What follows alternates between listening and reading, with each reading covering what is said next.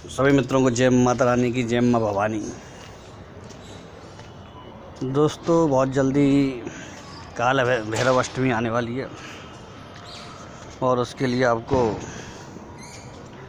2-3 बहुत उच्चतम प्रयोग बताए जाएंगे जिसको आप करेंगे और उसमें बाबा भैरव की ताकत भी देखेंगे, सफलता भी मिलेगी आपको निसंदेह। बाबा भैरव के रूप को जानने के लिए पहले आपको शंकर को जानना होगा। दोस्तों,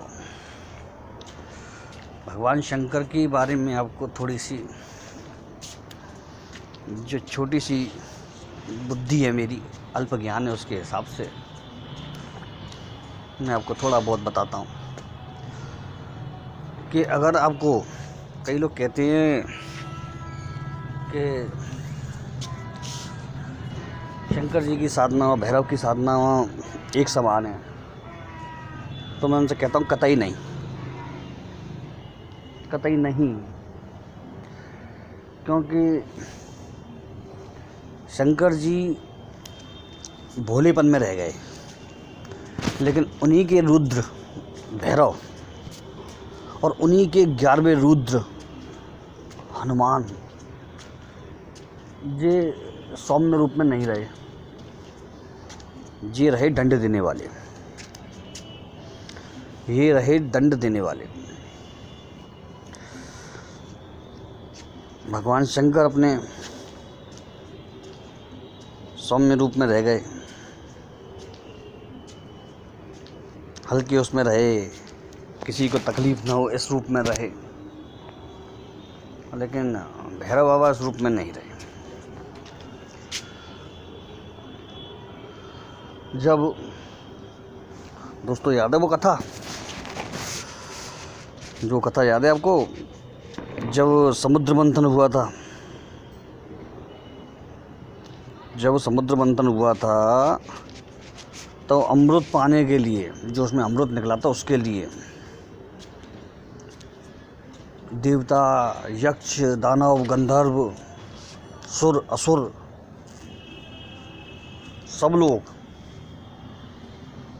सब लोग पूरी ताकत से दौड़ पड़े थे, चल पड़े थे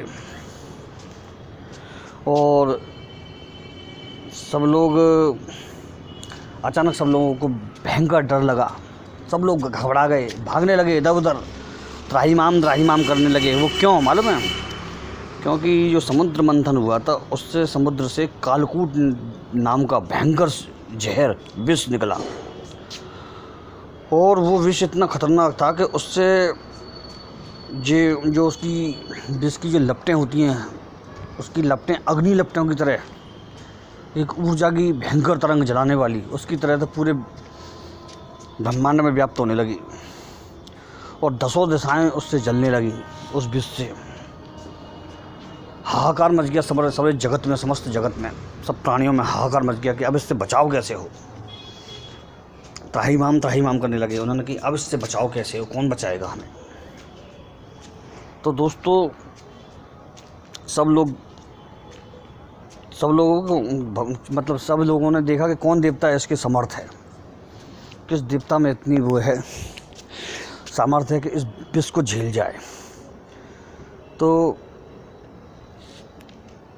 फिर आगे सबने जा कर के वो भगवान शंकर से प्रार्थना की और उस प्रार्थना पर भगवान शिव ने विषपान किया था। उन्होंने उस विष को उसमें से पात्र में से निकाल करके अपनी हथेली में रखा और हथेली में रख करके एक बार में ही अपने गले में लेकर के अटका दिया बीच में।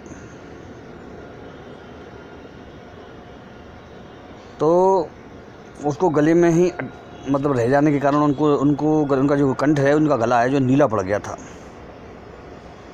और उसी वजह से भगवान शिव शंकर का जो नाम पड़ा है ना नीलकंठ, वो उसी नीलकंठ की वजह से पड़ा।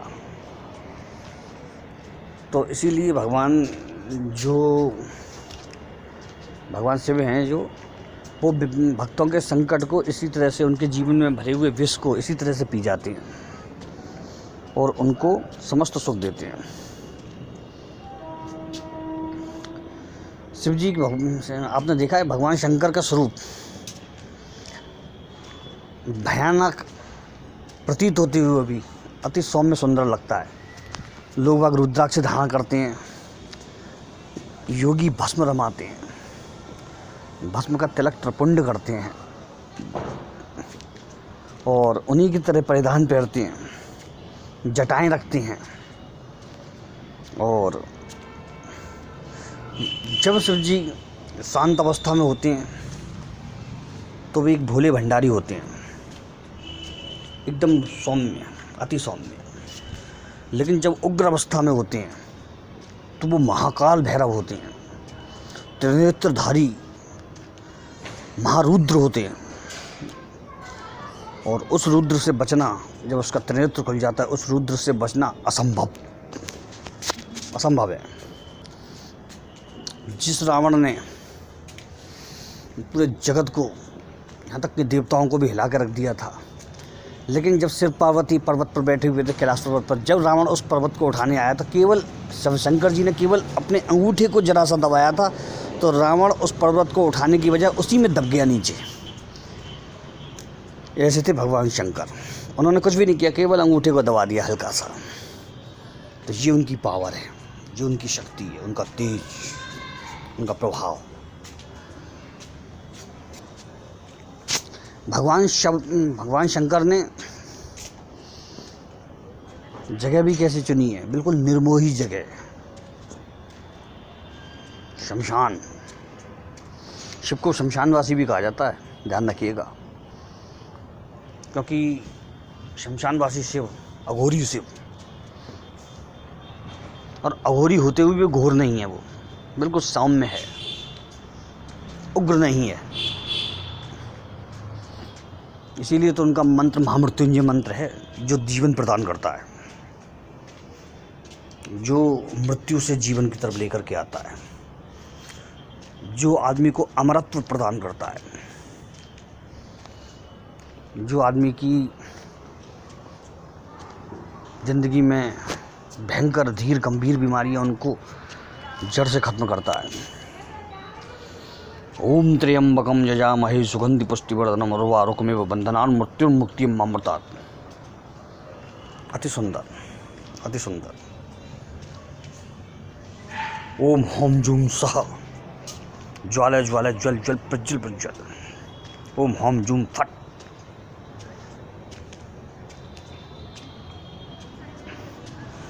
शंकर जी को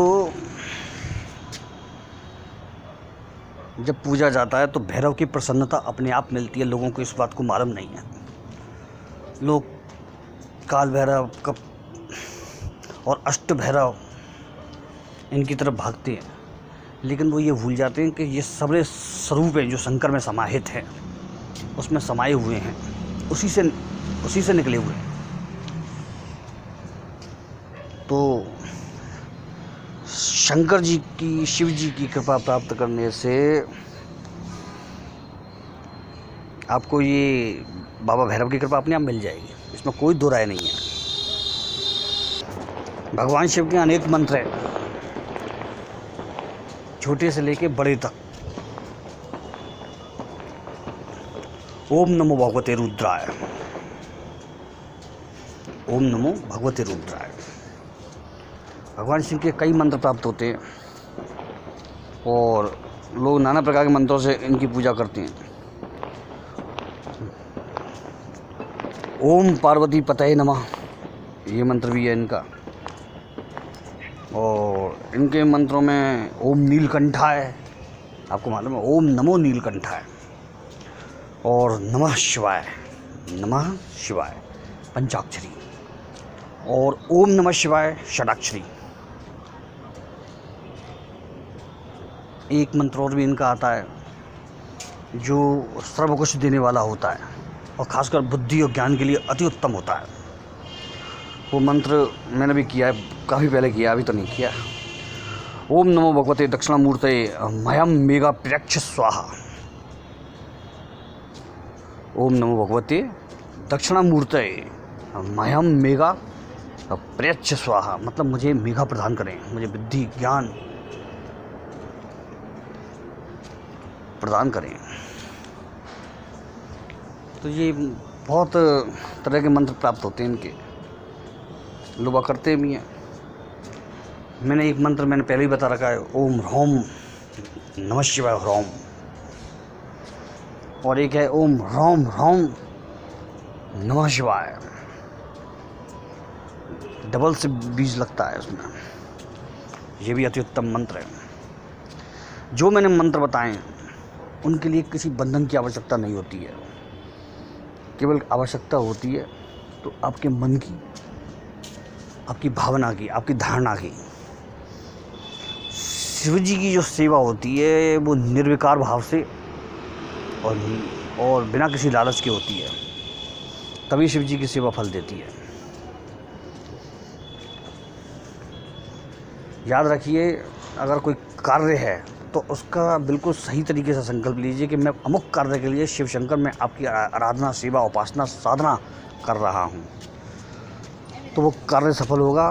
फिर आपको उसमें संकल्प लेना पड़ेगा कि मैं फलाने दिन से साधना को शुरू कर रहा हूँ और इतनी माला रोज़ करूँगा। संकल्प भ्रष्ट नहीं होना चाहिए, वचन भ्रष्ट नहीं होना चाहिए, खंडित नहीं होना चाहिए,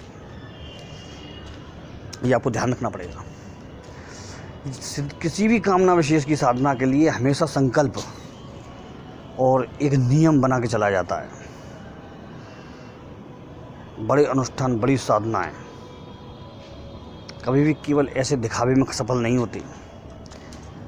अगर आप मेरी साधना की मेहनत को पता कर लेंगे ना, और मेरी जो साधना के समय पर जो मुझ पर 2.5 साल का जो एक भयंकर कष्ट, इतना भयंकर कि आप शायद उस बड़े से बड़ा जो कहते हैं ना अपने आप को ताकतवर व्यक्ति, वो नहीं झेल पाए। उस कष्ट को झेल करके साधना की है मैंने। मेरे यहाँ के लोग जानते हैं, जो मुझसे जुड़े हुए मित्र हैं, कुछ गिने चुने, उन्हीं को मालूम है ये चीज़ें, और कई लोगों को शायद मालूम भी पड़ गई होंगी बाहर भी। तो उतनी कठिन अवस्था में मैंने साधना की है, जब शायद आदमी बिस्तर पे से उठ नहीं पाएगा, उसमें भी मैं चलता फिरता और साधना करता था।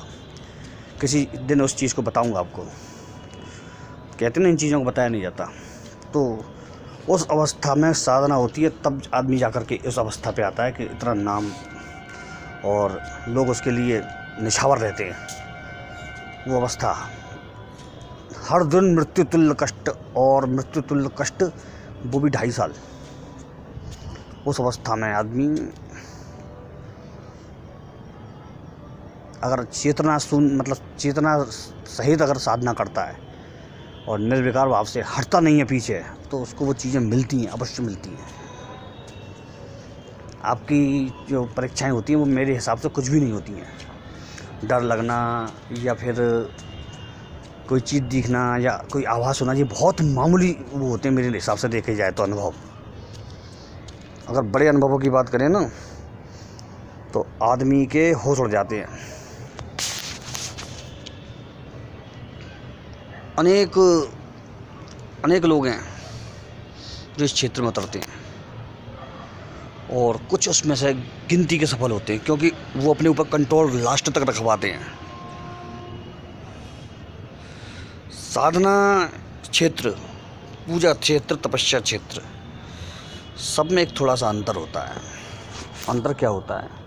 बहुत तो सूक्ष्म भेद होता है साधना और भक्ति भाव की सेवा में।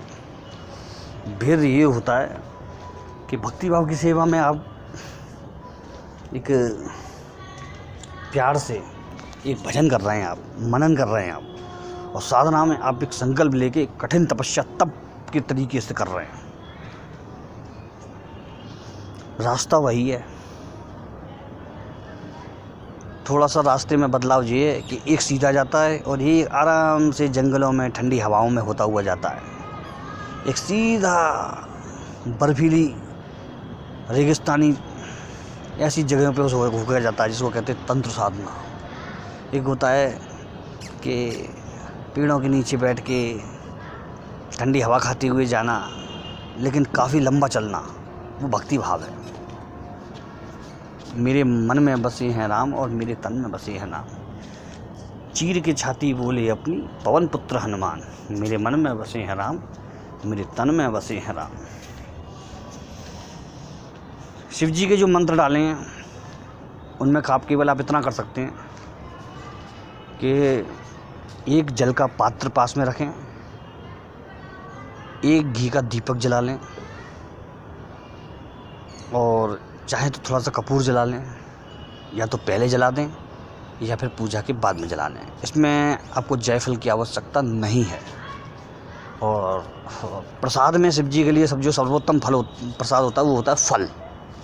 कोई भी फल ले लें, वो शिव जी को प्रसाद लगाएं, और एक नियम बना लें कि मैं फलाने मंत्र की इतनी माला रोज़ करूँगा, 11 माला, 3 माला, 7 माला, 21 माला, 51 माला, 108 माला। इस तरह जो आपका नियम होगा वो टूटना नहीं चाहिए। 21 दिन, 41 दिन, 27 दिन, 29 दिन, 54 दिन, 90 दिन, 71 दिन, 72 दिन, 108 दिन, तो इस तरह से आप कर सकते हैं। और जो ज्योतिष वाला चैनल है, कुछ लोग लक्ष्मी की बहुत साधनाएं मांग रहे हैं, तो ज्योतिष वाले चैनल पर लक्ष्मी के कुछ 8-10 वीडियो लगातार मैं डाल रहा हूँ, और एक रात को डाल दूँगा आज, ठीक है। और आप उस वीडियो को देखें, ताकि बहुत लोगों को इस समय पे इस कोरोना काल में परेशानी आ रही है लक्ष्मी वित्त की, तो उसके लिए कुछ साधनाएं विशेष डाल रहा हूँ, ठीक है। तो उनको देख लें आप और उनको करें।